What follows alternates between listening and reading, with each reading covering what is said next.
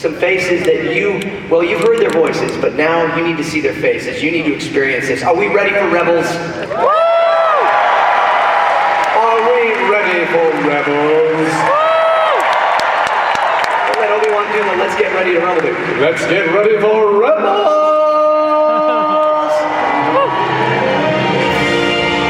Let's bring him out, shall we? He is Ezra. He is a rebel. He is Taylor Gray. Woo! What's up, Star Wars Celebration? Woo! Come on, let's hear it for him.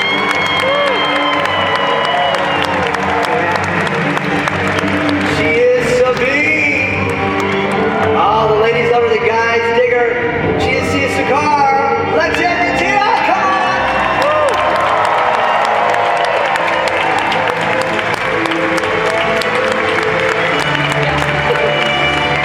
This guy, Zeb!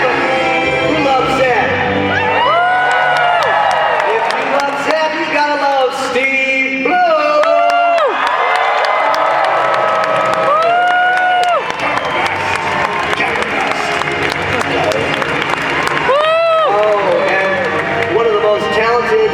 Female voice actors out there, just a doll and lovely and a huge Star Wars fan. She plays Hera, Vanessa Marshall.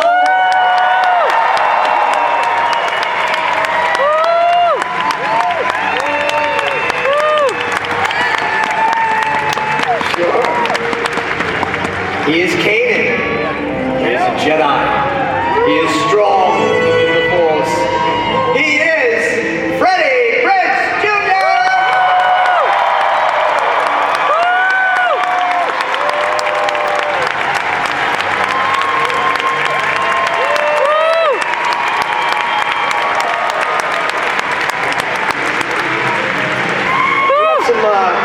Special surprise guest, because you see we got a couple extra seats here. So I want to bring out one of the producers here, one of the very important people in the world of Rebels, but also in the world of Star Wars, Mr. Simon Kinberg. Let's hear it for him.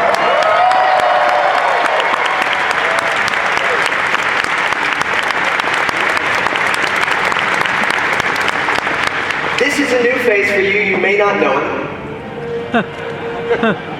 He's done some work on another show that was out before called Clone Wars.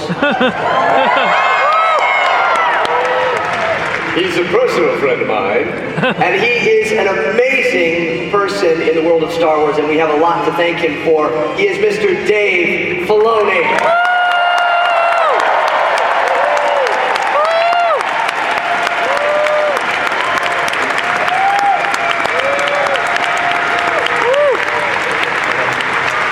One more time for our Rebels here, come on!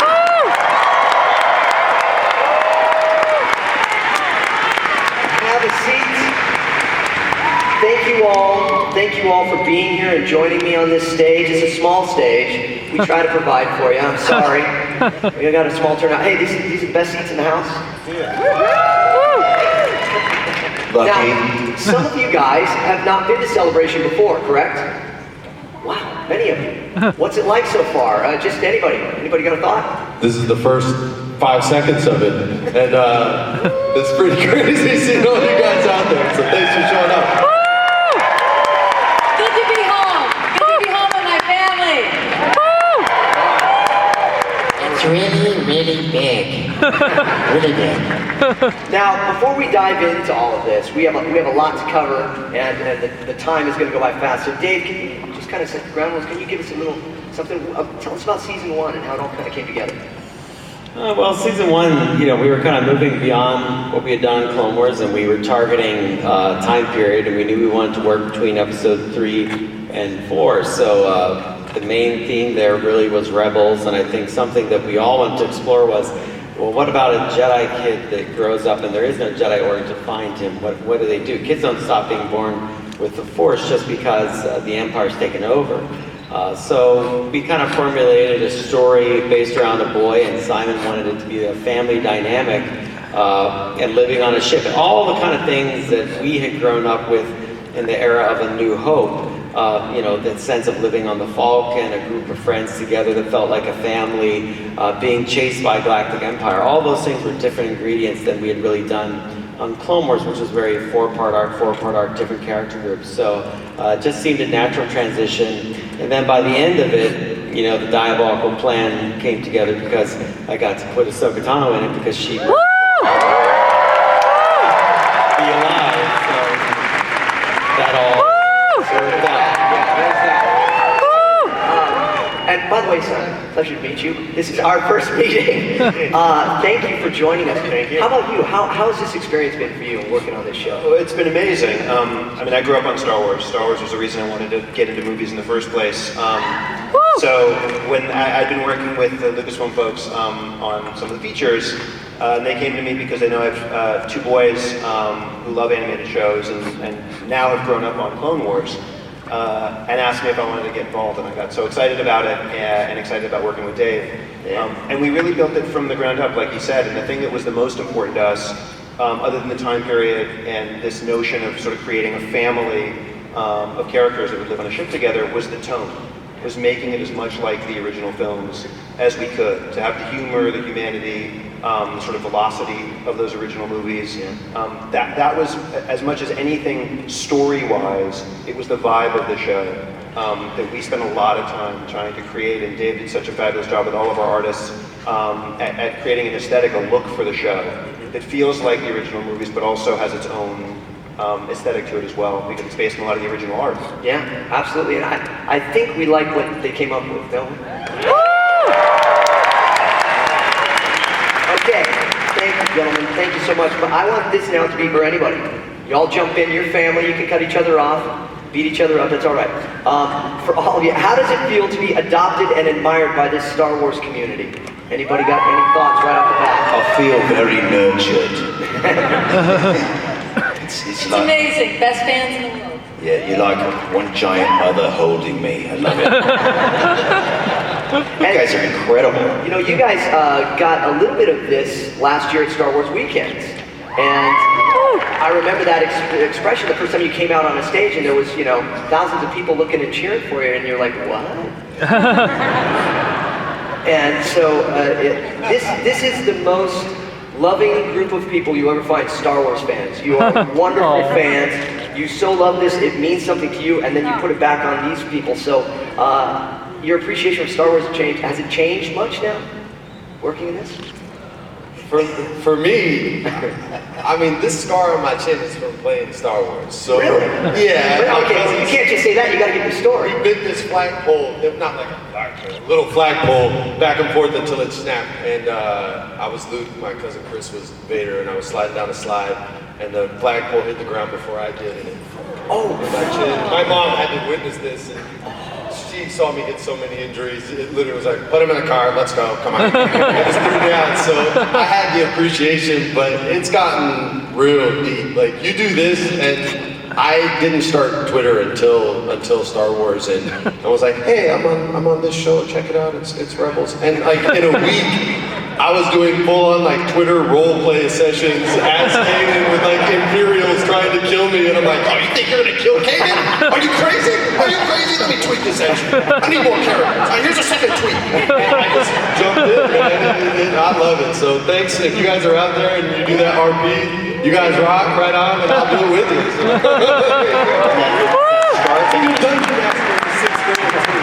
That scar thing on his chin happened like 2 weeks ago, just so you know. Taylor, how about you? How's this been? I mean, new kid on the block with this character, like this young character, fresh young character. Yeah, no, I love it. It's so fun because it's cool talking to kids and seeing what they feel about this because they are the main people who watch the show. I mean, everyone watches the show, it seems like. But it's so fun and it's Star Wars. Everyone loves it, which is the coolest part. Yeah. And Tia, your character is so strong for ladies. They love it.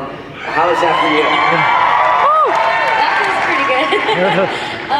I have said this before, but I had seen the original trilogy when I was a kid, and I knew at the time that it was a big deal, but I I really knew. And so once I got this job is when I went and I was like, oh, I need to do as much Star Wars homework as I possibly can. So I started watching Clone Wars. So serendipitously, it was at the same time that Clone Wars got on Netflix, and I was like, oh, this works out great. So I started watching binge watching Clone Wars. And I rewatched the original trilogy, and then I really understood, like fully understood what all the fuss is about. And so I feel like I can truly say now that I am a huge Star Wars fan. And my mom, in fact, now is a huge Star Wars fan. She watches Clone Wars on Netflix, she watches Rebels, and she calls me after every episode. She's like, I want to talk about Kanan, I want to talk about Ezra's parents, like the whole... And she said something to me which I thought was really special. She was like, you know what's great about Star Wars? You can come to it at any time in your life, and it doesn't matter where you're from or what your background is. You can come to Star Wars and be a full-fledged fan like my mom. You know, and it's an amazing thing. And there's no judging. We all go, oh, you saw it, you like it, come here. Exactly. Hey, so I'm going to start with you, Taylor, and we're going to go down the line. On a scale from 1 to 10, on a Star Wars fan scale, where would you have rated yourself before you started the show and now? Okay, to be honest, don't hate me, I had only seen a few of the movies. Dave, everyone here knows it, so I'd say a solid 3. Okay. 3.3. And now? Now like a 303, I would say. Okay. Tia? I'm gonna just say, based on sheer ignorance, I would be at like a 4.2, and now I'm at like a 10. Got one up on you. So Yeah, well, yeah. Always. So sorry, and now? And now you are? Oh, like what's the highest? 10? 10. We're at a 10, yeah. Okay. Mr. Blue. I hate judgment. I don't like numbers. I'm not good with them. So mine is sort of a sliding scale because I had the distinction of being there opening weekend for A New Hope. So that I heard gives me some credit. Even though I am completely ignorant about most things, I can't remember names. I started with a little bit of cred going in, so I think I was solid 5 or 6 maybe, if I have to put a number on it. And now, all the way to 11, baby. All the way to 11. Now, Vanessa, I kind of feel I already know this, but where are you at? Probably 10 to begin with, and I don't think we have. It's in quantify. I mean, you can't put a number on the infinity of feelings that I have. Clearly, I can't even speak. I'm so happy. Oh. Yeah, it's Now, I gotta say, when I heard you were cast as Kanan, I was really excited because I knew that you were a big Star Wars fan. So I was thinking, I was putting myself in your shoes going, she's gotta be through the moon with this. So you were, I'm guessing, a pretty high number already to begin with on the scale. Yeah, my mom taught me at a very young age, people are going to make fun of you no matter what, so just commit to what you love and don't care what anyone says. So,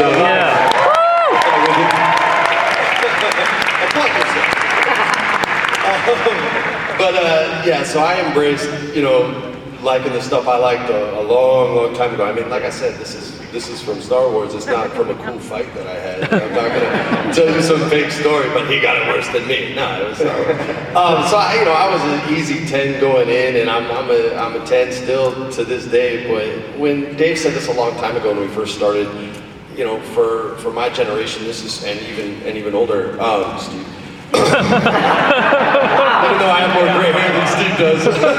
But it's in your DNA at that point. So when you hear "May the Force be with you" as often as you hear "I love you, Mom," it works. That's right. That's right. Now, Simon, do we need to ask? I mean, I'd never seen a Star Wars movie until a couple of years ago. So I started a solid 1. And my first memory, not of seeing a movie, but of life, was seeing New Hope. And I waited in line and slept in a sleeping bag the night before Empire Strikes Back came out, and was on the streets of Westwood Village in a sleeping bag. So I would say I was at a solid 10, and if that's the max, it's never going to go up or down. I'm at a 10 for life. Okay, good. Dave, do we even need to go there? I would say that they've all been very fair. Knowing them, I think that's all true. I think of you all that way. with Taylor with the most learned, which is just like Ezra. Yeah. With the Mandalorian obviously having to put herself over on the next person, which is very fair. Steve being kind of right in the middle. You're never really sure how much he knows or not. Fake his way through. This one, you know, I don't even know what to do with. Super dork. You know more, and it's amazing. You could almost challenge Pablo. I don't know. He's still the king. And then we've got you, which I will say. I mean, and everybody, Simon will remember this. We had to cast Rebels very, very quickly for a production. We had to get the show up and running so fast. So we only really, at the end of the day, what should take months, we had to do it in a matter of about a week. And everyone said we couldn't do it. It was going to be really impossible. But when we had, you know, the tryouts came to reads, Simon, Greg Weissman, and I were all pretty much unified. Every time we said this person, this person, this person, it was always the same people. And I just remember, especially Freddie's read, because he knew it was Star Wars, even though we had cleverly coded it something else. He just knew, I'm not sure how, it's so obvious. Because you called the lightsaber a sun sword. That was not me. I don't know who did that. Was that a Thunder the Barbarian thing? But anyway, Freddie's read was instant Star Wars to me. You had the swagger that we needed for our Jedi, which is a unique role, so you nailed it. And yes, I like Star Wars very much. Yes, you do. I'm so glad you do. Okay, you kind of really covered some of this stuff, but I have some. No, it was great. You covered some of the dynamic. That's what I wanted to talk about. So I'm going to ask you some questions, kind of towards you guys, but feel free to chime in and cut them off. Who's the jokester in this group? Oh goodness. Jokesters, that's such a widely defined thing. I think Steve Bloom, for sure, yeah, I think so. He's the least professional of our crew. Yes, that's another way to put it. Thank you, Freddie. I think so. Okay, It's like a burp on cue. can you give us a little burp on cue? And? Wonderful. Life of a voice actor. Which one is that? That's it. Okay. We kind of know who the Uber fan is, but Vanessa would be the Uber fan. But I would say Freddy's is just a little less overt. Freddy's like a sniper. Well, you know the show how you never know who was in charge. Is it Hera? I was going to say, they can fight out. Is it Kanan? So it's kind of like that. Who knows more? Is it Vanessa? Is it Freddy? Is it Vanessa? So it's just like, they're just like the show. It's creepy. Yeah. Hopefully we complement each other. I mean, we had that on Clone Wars too. It's really weird. I know like 5 things about Star Wars really well, and then the rest of the world is like, catch up. So in my small pool, I know a lot. You get outside of that pool? No. Okay. We make a good team. Yes. She's an encyclopedia. Who's the easiest to mess with? They all look at you. Let me stand over here so somebody at least you can then look over there. I'm so sorry. It's just so good natured, he takes it. Yeah, it's out of love. It's teaching Star Wars. That's what we call it. Have they teaching me Star Wars? It's like the ultimate Padawan. Have they pulled any tricks on you or anything? Anything you want to get them back for in front of 5,000 people? He's too nice, we can't. No, okay. You know, We're not cruel. Yeah, we're cruel towards her, but And very sensitive. who's always on time? Freddy, Not Steve. Okay. And Go like this now, is it? who's often late? Not Steve. No. I have things to do. I'm preparing. Okay. One of his 8,000 voices when he that he gets in the does. room. Yeah, and Freddie, you bring up a good point. Now, Steve and Vanessa, both wildly popular in the world of voiceover and amazing voice actors. How is this show, because with Clone Wars, we all felt instantly like a family. And it was very different than any other shows that we do. Is it the same thing for you guys here on the show now? A gigantic family, yeah. Yeah, I mean, it was an instant bond, I think. We all got along really well from the very beginning, except for me and Tia, but other than that, she's not even paying attention.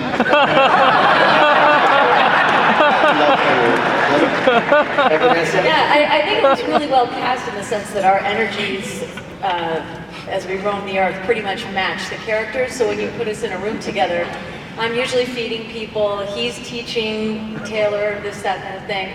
We're talking football, like chicks who are talking dude stuff, which we normally don't. Yeah. And Steve's making fun, like Zeb, you know. Yeah. Steve's making noises. Now, okay. It's a motley crew in real life too, so it's And great. then for the rest of you, I mean, well, Freddie, you've done actually quite a bit of voiceover as well. A little bit, not like these two, but a little. A lot where you're maybe more isolated, just yourself in the booth, so now you've got this whole family. That's what makes this, I think, so special. It's like we go on a road trip once a week, right? From LA to San Francisco. It's like this 6-hour experience where we're all in an RV and we all get to hang out and do what basically is a radio show. We do the whole episode in order. So it's definitely a family vibe, whereas like for video games, when I did Iron Bowl or James Vega, that's like you're in a booth. And, hey, Iron Bowl, that's a creepy scene if you played the game. But yeah, so there you're just isolated and you're either reacting to someone who's pre-recorded or to nothing, and they have to react to you, which is a supporting character in a game doesn't feel right. But anyway, this is all of us in one room, and it's like Dave, like everybody says, it's a family vibe. Steve's making noises, and if you do this take, and it's like the best take you've ever done, right? Kanan's giving you some real emotion, and it's this powerful moment, and as soon as I'm done, only it'll be like, I'll be crying, you know what I mean? I'm upset, and it's like a powerful I moment. love to and do I'm all talking their about scenes former together. masters, and you hear, Sometimes I kick half of the movie. Sometimes I do. On the important scenes I do, that drives the rest of you nuts. yeah. What? Because then I'll be like, all right, half of you have to leave. I got to do something with just Freddie and Vanessa today and dismiss you. Then you all wonder. I'll imagine you text us what happened in that scene. What's going on? That was the whole thing with. You see how Dave's a Sith Lord, right? You guys see that, right? You notice every time you ask him a question about anyone from Clone Wars, he just goes total Sith on you, right? He gives you no honest information. None. And any information he does give you is to lead you over there. There's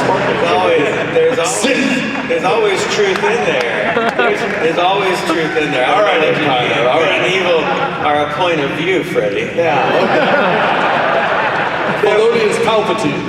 there was a reason we called him Master Filoni on the show. Now, for all of you, what do you feel your characters have learned over the course of the season? Well, one, how to be a Jedi, yeah, which is the coolest. But he's also learned what family is because he was so self-reliant and on his own. He's now embraced what a family is, and he now sticks up for other people, and it's been fun. But obviously, the coolest is learning how to be a Jedi and how to use a lightsaber. And for all of us to learn while you're learning. I think that's been the greatest part of the show, hasn't it? Getting that kind of behind the scenes and for kids experiencing Star Wars for the first time. Really great. Tia, how about you? I think Sabine has learned sort of how to be a little more trusting. I think this is her family presently, and was that?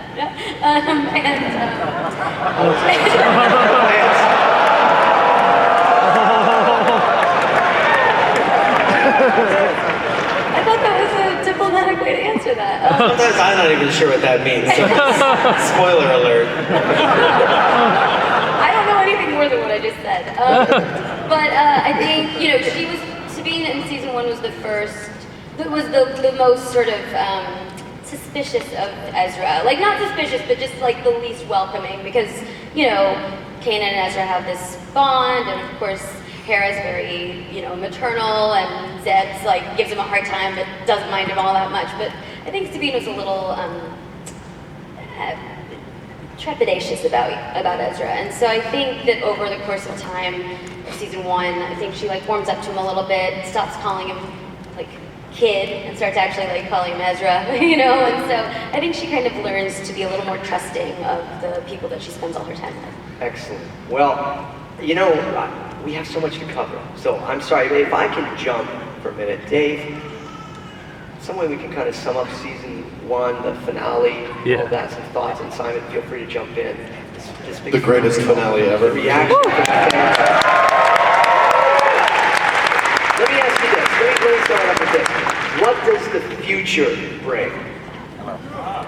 You want me to talk about the future? They've done some great talking today, but it's always better. We spend all this time animating stuff and lighting it beautifully with my team, so it's better to look at stuff. So let's watch. Why don't you see what's to come? You can just see. And have you guys seen? You haven't seen. No, this. of course not. Why would you let? I showed you the other day. There's a big screen behind you. You might want. Yeah, you guys get down there.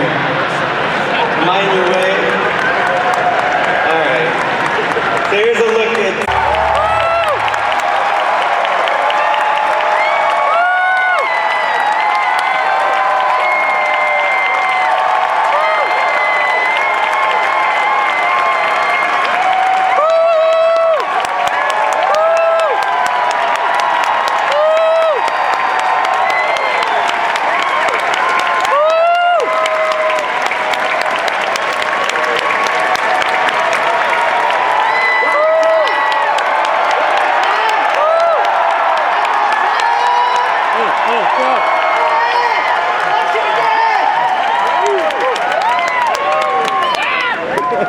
Thank you, Dave.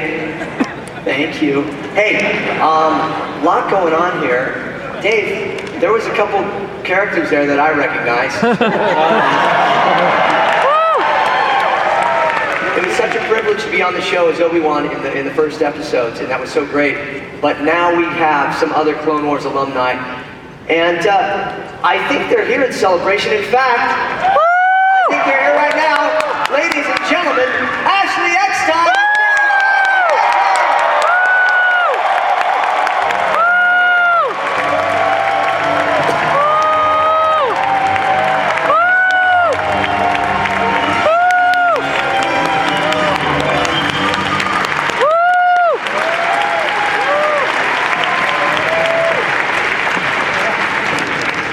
Hey, you two. Having fun? So, I've been waiting for this moment for a long time.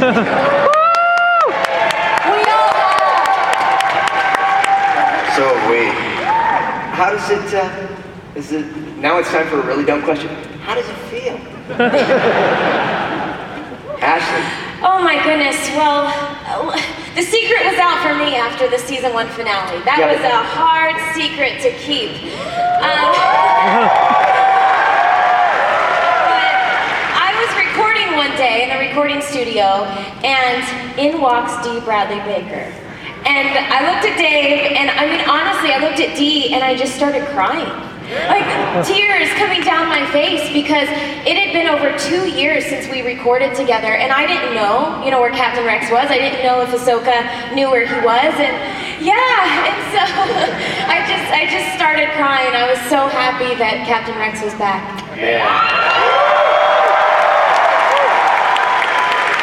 And Dee, tell us about that call. How'd you get that call? Well, it kind of took my breath away, because the only hopeful thing I had was that Rex hadn't been killed off in the Clone Wars, and so there was still some hope of that coming back into the story. So I was more than thrilled, because I want to I want to see what this guy's still got in him, and I think the fans are really going to see that, along with a few of his clone friends. Maybe, I guess I'm not going to tell you much more about that. I'll leave that to you to tell you more of the details. But look at those guys. As you saw, to see these fellas going up, these old lions going up an Imperial Walker is it's pretty awesome. But to me, more importantly, I mean, this is a very exciting trailer as someone who loves Star Wars in the old way and as well as in the new manifestations. I mean, it looks just fantastic, and it feels fun and energetic. It's got the drama and the fun, the light that the cast already brings to it, and it is very exciting. It is what exciting. is coming up. And in fact, it's so exciting, I know that there are people here that would love to ask you all questions. So is it all right if we take some questions from this council right here? And one more thing I want to say before we get to that is, because appreciate you guys loving the trailer and something. I try to keep so many parts of Clone Wars alive in different ways. It's not just important to you guys, they're people I work with, they're important to me. Every trailer I ever did on Star Wars, Clone Wars, and now Rebels has been done by my personal friend Kevin Yost. We used to get together and play Star Wars role-playing game before we ever had jobs at Lucasfilm together. So I always make sure that Kevin is personally responsible for these type of cinematic trailers. And I just think, once again, for your reaction, Kev, if you're here, you've done a phenomenal job. Thanks, buddy. All right. Mark and Elliot, are you guys out there? Yes, I'm over here. I have Lori from Tennessee. Okay. Hey, Lori. Hi, everybody. Huge fan. Love the show. My first celebration. My husband comes all the time. We leave me at home because I have to stay with the kids. This is for Freddie. Huge fan. Years. You're actually the reason I've forsaken my children to come.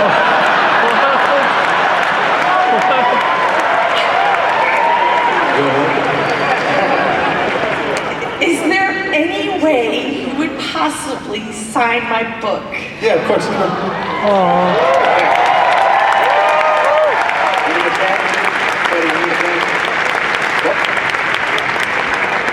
I just want to know how many women have told that to Freddie before.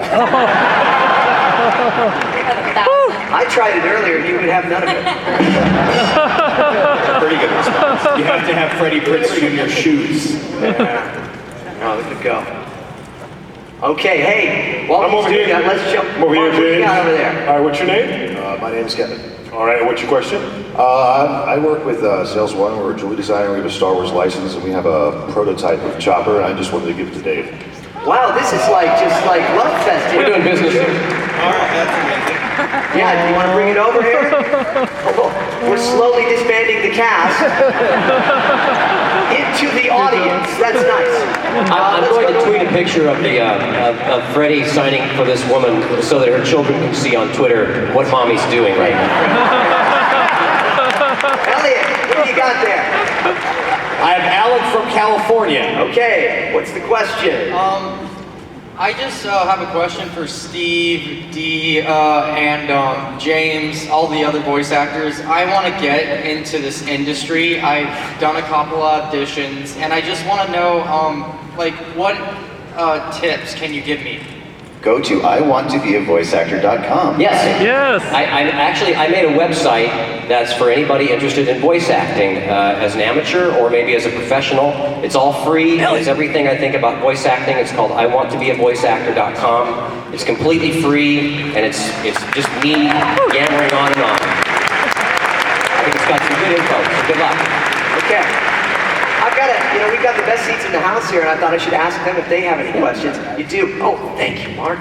We have a question right here. What is your name? Connor. Connor, what's your question for them? This is for Dave. How did Captain Rex and all the other clones there, how did they survive? Like, how did they get past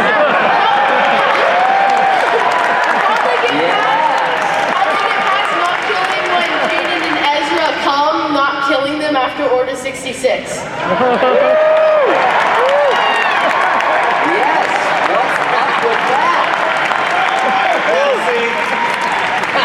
That's what I'm more used to. And you see, I say this every celebration, it all comes in a package about this tall, smiling faces, innocent looks. You think, oh, probably fun question. How crazy is Chopper?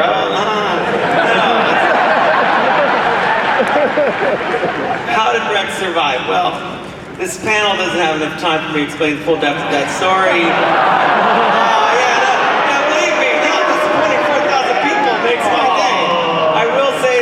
Probably when I perceived it, and we went back and forth towards the end of Clone Wars with Rex's fate. George and I had several conversations about it. There were a lot of things that once I knew George still at the company that I made sure he and I sat down and we discussed at length. There were a couple key topics. One was Rex, and definitely the other was Ahsoka. How did they survive? Do they survive? What happens there? We had everything mapped out right up through Revenge of the Sith. So I know in detail why that is. I'll give you something because you're here on the weekend, but if you've watched the season 6 episodes on Netflix with the clone arc where Fives discovers the nature of the encoding that they have chip in their head, you have to remember that Fives tells Rex about that, and Fives would believe another trooper. So even though it's outlandish to Anakin that Palpatine's in charge, he actually says it to Anakin and Rex right in front of them. Fives accuses everybody. So I always felt that truth can break any spell. It's an old mythological idea that in a fairy tale, if you know the truth, you can kind of break these evil spells if your heart is true. And you have to imagine if Rex got to that point and had a blaster raised, I don't think he could do it. What would be hard for Rex, and you can wrap your head around this, is the minute Rex wouldn't execute his general, he becomes a traitor as well. And the other clones will gun down the traitor clone. So that was something we had also discussed. So that's a bit of a look at that. And you'll see, just to give you this other tease, because if you haven't thought this through, we all love Rex. Kanan, not so much. And pretty clear why. So, okay. That's more than I ever give you. It's more than I ever give you. He's not more than Dave ever gives ever.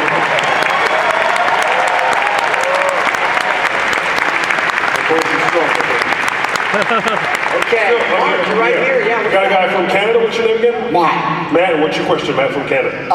This actually is towards Freddie and Dave, because barring Mara Jade, my favorite character in Star Wars now is Barn on Kanan, aka Caleb Doom. And yes, I read A New Dawn in the comics. It's fantastic. It's a great read. But it was going back to season 1. It was during the Temple episode with Taylor as well. And when Yoda, Frank Oz, came back and he was talking to the both of you, from an acting perspective and also maybe from a story perspective, when Yoda starts talking to me, he says, "Oh, you've taken a master now." And it's like, would you consider Yoda anointing him unofficially a Jedi Knight? And would Kanan perceive that as a knighting? And if he did or didn't, does he think I'm not ready for this position to be a Jedi Knight? Or does he say it's like, well, sometimes I have to step up and do it because I got a kid right here learning how to use a lightsaber? You're awesome, by the way. There's only one way to top that first question. Does he have a follow-up question too? It's funny, everybody's laughing at you, but don't take it personally because I asked the exact same question to Dave and asked if I could speak with Pablo. So Dave and I kind of discussed this. I don't know how much factual information we can give you without spoiling some of the stuff that Kanan's gonna have to go through. I will tell you this, if we're staying true to the sort of 5 trials, I wouldn't say that Kanan is even halfway there, me personally. If you want to say that his test of courage is complete, or the test of flesh, I don't remember what the name of that one is, I'm just calling it flesh. Maybe you can argue those two, but it could be something that we could debate. But I can't, and I don't think Dave would tell you much either unless you get this kid to ask. If you get too much of a sense of where Kanan's at, then you lose some of the magic of where he's going to go. But I would say if you want to count 2 of the 5, you might be able to. Probably 1 for sure. All right, excellent. Okay. You've got one right here. Oh, don't be fooled, Dave. That's the most dangerous one. She's even smaller. Can I borrow your mic for a second? Let's see. Hello, my dear. What's your name? Eliza. What's your question, Eliza? Don't disappoint Eliza. Who does Chopper's voice in the movie? Your microphone.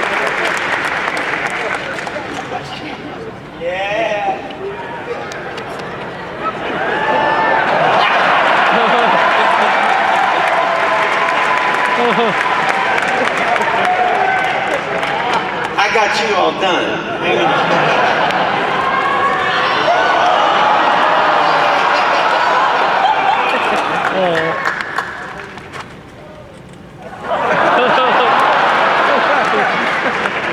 It's a Jedi sidebar.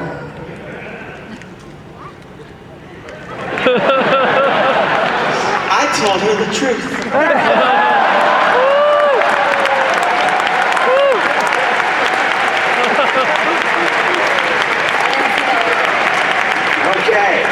Okay, Elliot, where are you? I am Davey from Indiana. Right, go for it. Hey, thank you all for doing this panel. Rebels is great. There's an interesting poster of Ahsoka facing off with Vader. Should any light on their relationship in season 2 and if they face off? Are you gonna whisper that one in his ear too? You kind of hoping people would ask to sign something right now?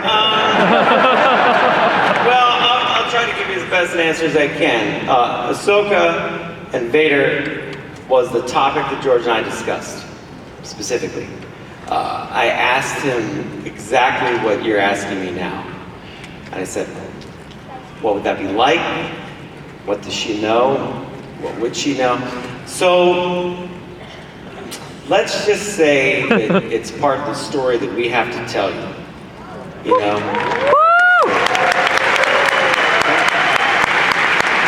Mark, where are you at? Right over here with Ryan. I'm with Ryan from Moreno Valley. What's your question, Ryan? Hi guys, thanks for being here. My question is for Dave. Is there any hope that at some point we can see the return of Cad Bane?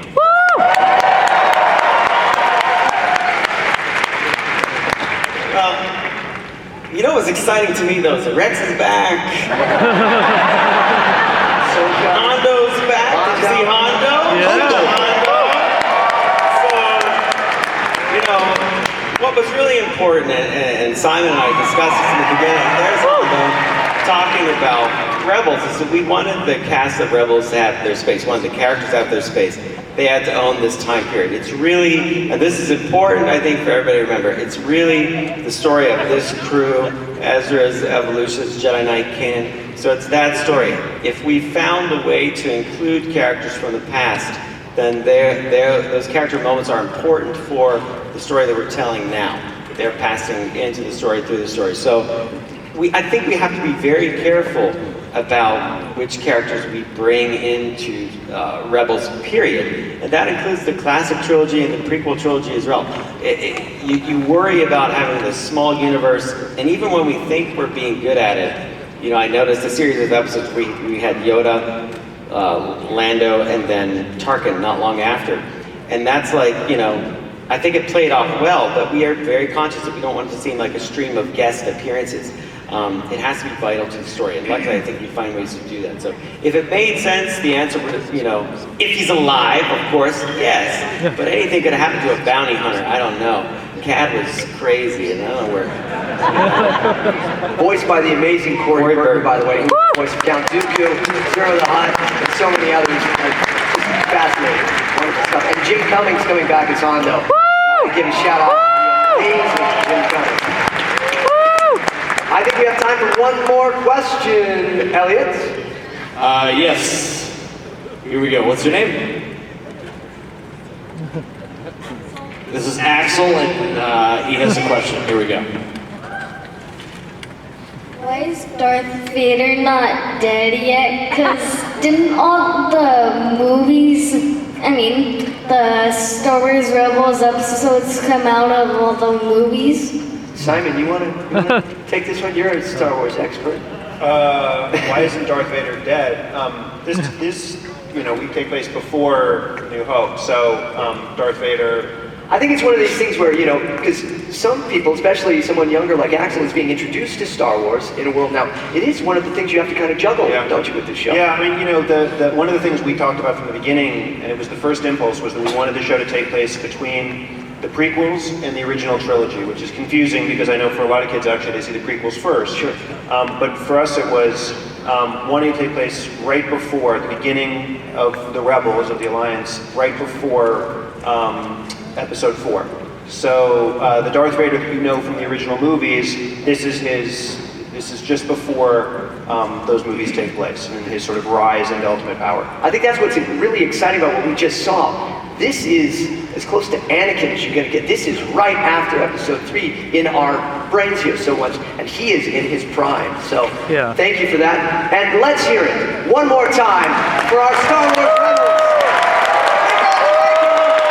Ashley Eckstein, Taylor Gray, Tia Sakar, Dave Blue, Vanessa Marshall, Greg Jr., Simon Kibler, and Dave Filoni. Thank you all so much. Enjoy your time here at Star Wars Celebration. And may the Force be with you. Let's hear it for a toast to the dwarf, the crippled, and the mother of madness. Toast, dear brother. In fact, we think you've done such a great job as the hand of the king. You should sit on the Iron Throne. Me on the Iron Throne, my brother.